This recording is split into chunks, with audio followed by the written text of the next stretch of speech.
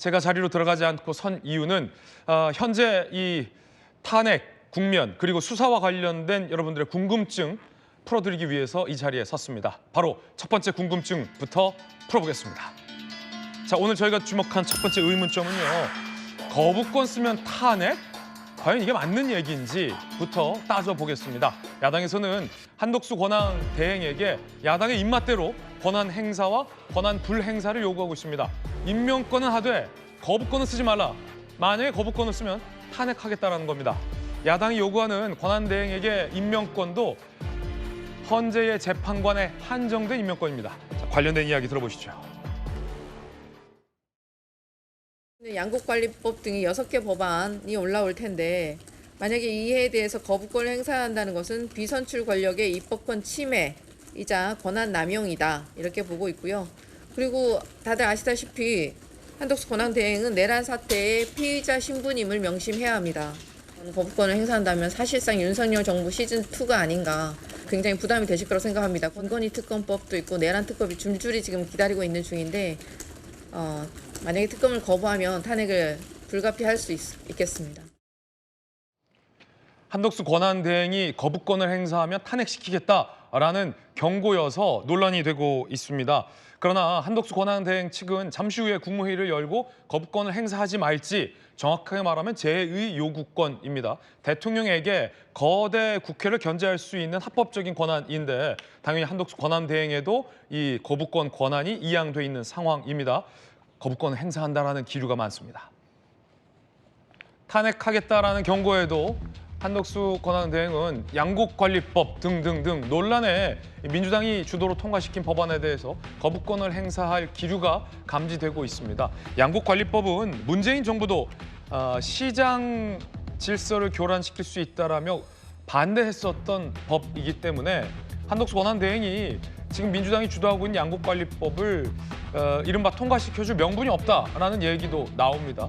초과 생산된 쌀을 무조건 정부가 의무적으로 매입하도록 하는 법안인데 문제는 이 시장 질서, 시장 원리에 따라서 쌀이 잘 팔릴 때는 농민들이 쌀을 짓고 안 팔릴 때는 쌀을 적게 짓는 그 시장 질서가 작동이 돼야 하는데 정부가 무조건 사주기 때문에 이 시장 원리가 무너진다라는 우려가 전문가들 사이에서 줄곧 제기돼 왔던 법안입니다. 문재인 정부 기재부 비공개 문건에서도 쌀 공급 과잉이다, 부작용이 우려된다며 문재인 정부도 반대했던 법안을 지금 민주당이 강행해서 논란입니다. 자, 일단은 양국법 논란은 차치하고 하더라도 안중환 의원님, 네. 법조도 팀장 하셨잖아요, 기자 시절 때. 거부권은 행사하지 마라, 야당이. 그런데 권한대행에게 임명권은 행사해도 된다. 네. 그런데 장관 같은 적극적인 임명권을 행사하지 말고 국회에게 필요한 헌재 재판관만 임명하라. 이 말대로 안 하면 탄핵이다. 이게 맞습니까? 참 일단 답답하고요. 네, 한덕수 총리 입장에서 본다면은 권한대행 입장에서 본다면은 여의도가 평소에도 그렇게 봤었는데 역시나 그런 것이구나라고 생각할 수밖에 없을 것 같습니다. 자, 지금 내로남불의 전형이 보여지고 있어요. 현재 국민의힘당에서는 헌재 재판관 국회 추천목 3명을 임명하지 말아라. 권한이 아니다. 또 야당에서는 그건 권한이다. 해라. 그리고 야당에서는 이제 대신 거부권은 안 된다. 권한 바뀌다. 서로가 권한을 제한을 하고 있습니다. 자기 입맛에 맞는 권한만 제한하고 있습니다. 이런 게 어디 있어요? 이게 네. 내로남불이고요. 제가 정의를 내리면요. 대통령 권한 대행은 말 그대로 대통령의 권한을 대행하는 겁니다. 대통령의 비상대권을 포함한 모든 권한을 대행하는 겁니다. 단 제도적 절제, 민주주의의 원칙은 제가 자주 말씀드리지만 제도적 절제 있습니다. 제도상 아무런 권한이 있다 하더라도 절제하는 게 민주주의의 원칙입니다. 민주주의 유지되기 위한 원칙이죠. 그래서 한덕수 권한 대행에게는 모든 권한이 다 있습니다. 다만 제도적으로 절제할 뿐이죠. 그런데 이제 그 사안별로 절제를 해야 될 시기가 말아야 될 걸 결정하는 겁니다. 예를 들어서 대통령이 지금 갑자기 북한에서 남침했다?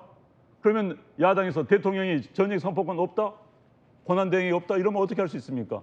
모든 권한 다 있습니다. 다만 예를 들어서 그런데 한덕수 권한 대행이 지금 내일 갑자기 무슨 사면을 한다? 이건 아닌 것이죠. 그래서 그건 절제의 영역이지 권한의 유무의 영역은 아닙니다. 그렇기 때문에 절제를 해야 되는 건데 이제 먼저 이 양국관리법 등 이런 부분에 대해서는 방금 말씀하셨듯이 지난 정부에서도 문제가 있다고 봤었고요. 이번 정부에서 한덕수 총리가 지난번 권한대행 이전에도 문제가 있다고 지적했던 사안입니다. 그래서 저는 뭐 부결하는 제2요구권을 행사하는 게 맞다고 보고요. 그래서 네. 한덕수 총리에게 과도하게 요구하고 과도하게 협박, 겁박을 하는 건 맞지 않습니다. 피해자 신부님을 명심해라. 이거 협박 아닙니까? 네. 그런 협박이 세상에 어디 있어요? 어찌됐든 지금 대통령 직무를 하는 사람에게 야당도 그 지나치게 해서는 안 되고요. 여당도 또 과도하게 우리 편만 들라고 해서도 안 되는 겁니다. 네, 자 김유정 의원님 관련된 질문인데 지금 탄핵하겠다라는 조건이 예를 들어 뭐 계엄에 동참했기 때문에 탄핵을 할 수밖에 없다라는 당위적인 명분을 내세우고 있지만 조건을 달았어요. 우리 말을 안 들으면 탄핵하겠다. 그게 이 뭐 법리적으로 맞는가라는 논란이거든요. 탄핵을 할 거면 탄핵을 해야지. 우리 말을 잘 들으면 탄핵의 대상인데도 불구하고 봐주는데 우리 말을 안 들으면 탄핵시킨다. 이게 맞냐는 거죠. 근데 우리 말을 잘 들으면 뭐 탄핵 안 하고 이런 차원은 아닌 것 같고요. 적어도 이제 이 내란의 어떤 동조한 혐의는 있기 때문에 피의자로 수사 대상인 건 맞지 않습니까? 그러니까 거기서 만약에 결정적인 무엇인가가 나온다면 탄핵은 돼야 마땅한 거라고 생각하고요. 그런데 일단은 민주당이 이제 그런 것들을 고려했고 당에서도 그런 목소리가 있었습니다마는 이재명 대표가 얘기했듯이 국정 안정에 협조하고 또 국민 불안을 해소하고 이런 차원에서 한덕수 총리가 그대로 가는 게 맞다라고 결론을 내렸잖아요. 그런데 저는 이제 양국관리법을 포함한 6가지 법안에 대해서는 이거는 정책적인 요소가 있는 부분이니까 네. 또 문재인 정부에서도 뭐 지금의 민주당 입장과 반대 입장도 있긴 했었고 그래서 이거는 좀 두고 볼 일이라고 생각하고요. 당의 어떤 다수의 분위기는 일단 이 6개 법안보다도 지금 특검법 내란 관련 특검법 그거는 한덕수 총리 자체도 이해 충돌의 관계가 있는 부분이잖아요. 네. 내란 혐의가 있기 때문에 그리고 그다음에 김건희 여사 관련된 특검법 여기에 대해서는 사실은 오래 전부터 대통령이 본인과 그 가족에 대한 이거 이해 충돌이 분명히 있는 문제이고 진실을 규명해야 된다는 차원에서 최대한 절제된 거부권이 행사돼야 된다라고 그렇게 야당에서 요구를 했고 국민들도 다 바라는 바 아니었습니까? 네. 다수가 찬성을 했었고 그런데 이제 이 부분까지도 만약에 거부권을 고려한다고 하면 이건 분명히 탄핵 대상이라고 보는 것이죠. 그래서 이 척도 바로미터는 1월 1일까지 이 두 특검법에 대한 것들은 거부권 행사 기한이지 않습니까? 그래서 6개 법안은 21일까지이고 그것도 물론 중요합니다만 특검법에 대한 것 그리고 내란 관련 수사가 뭔가 진척이 있는데 결정적인 증거가 나왔을 때 그때는 탄핵 대상이 되어야 되고 되는 게 마땅하다고 저도 생각합니다. 네, 말 안 듣는다고 탄핵하겠다. 꼭 그런 것만은 아니다라는 반박입니다. 자, 그런데 야당이 한덕수 권한대행을 탄핵하겠다라고 벼르고 있는데 법률적인 논란도 제기되고 있습니다. 함께 보시죠. 헌법에 대통령 권한대행을 탄핵할 때는 어떻게 해야 한다라는 규정이 없다라는 거죠. 한덕수 총리는 국무총리이긴 하지만 동시에 대통령의 권한대행입니다. 민주당에선 총리, 국회 과반 이상 동시에 탄핵할 수 있지 않냐라는 주장입니다만 대통령실 측은 그냥 총리가 아니라 권한대행이면 대통령 기준과 같은 3분의 2 이상의 동의가 필요하다. 지난번 우리 대통령에 대한 탄핵 가결대와 같은 요건이 필요하다라고 내세우고 있습니다. 그래서 만약 국회가 그냥 과반이 넘었다고 민주당 주도로 권한대행을 탄핵시킨다면 헌재의 법률 대응을 검토하고 있다는 입장도 채널A 취재되고 있습니다.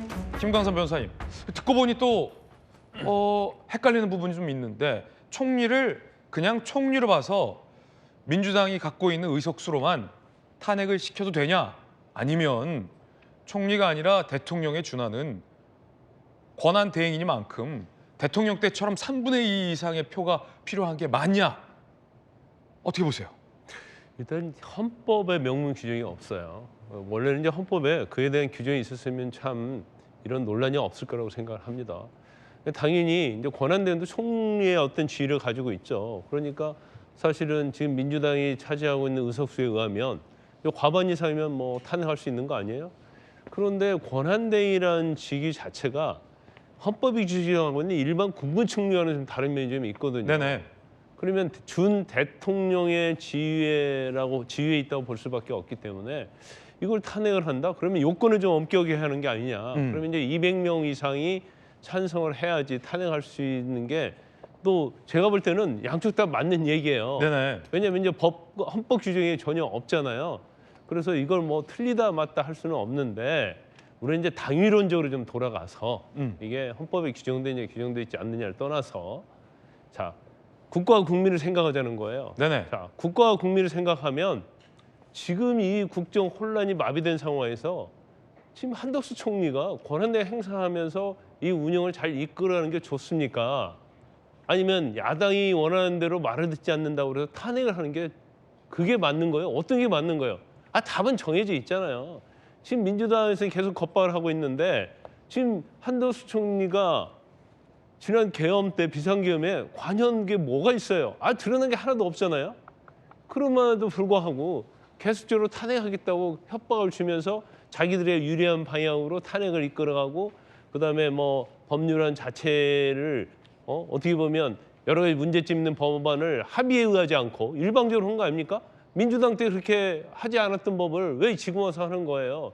그렇다고 본다면 한덕수 총리를 제가 볼 때는 탄핵하지 못할 가능성이 크다고 봐요. 네네. 왜냐하면 탄핵을 한다고 해서 그다음에 최상목 경제부총리가 권한대행 하지 않습니까? 그 권한대행이 그러면 민주당 말 다 들어줄까요? 그렇지 않아요. 그럼 또 탄핵할 거예요? 그 말이 안 되면서 이게 도돌이 표예요. 언제까지 누구까지 어디까지 탄핵할 거냐? 그렇죠. 그럼 어디까지 갈 거예요? 지금 법률 규정이 쭉쭉쭉 있는데 그렇게 하면 안 돼요. 그래서 이 주장은 할 수 있지만 첫째는 겁박을 하면 안 된다는 거고. 네네. 그다음에 한덕수 총리는 뭔 욕심이 있겠습니까? 지금 얼마 남지도 않았어요. 국무총리 할 날도. 그러면 탄핵한다고 그래서 본인이 겁박한다고 해서 그걸 의식해서 정말 말도 안 되는 행위를 하지 않겠죠. 그러면 한덕수 총리도 마찬가지예요. 이게 국가와 국민을 위해서 정말 해야 할 일인지 안 해야 할 일인지를 본인이 판단해야 하는데 저는 개인적 생각으로 민주당의 양국관리법도 이것은 제가 볼 때는 악법이에요. 이걸 통과시키면 국가 재정의 문제도 있고 농업 경쟁력에 있어서 엄청난 치명타가 됩니다. 그래서 그 법안은 제가 볼 때는 거부하는 게 맞다고 하고 그다음에 윤 대통령 내란 특검하고 김건희 여사에 대한 특검은 이게 뭐 내란에 대해서 지금 탄핵의 의견이 국민들이 찬성이 엄청 높잖아요. 김건희 여사 특검도 마찬가지예요. 그냥 몇 번을 했어요. 그럼 국민 여론도 김건희 여사 특검을 해야 한다는 게 여론입니다.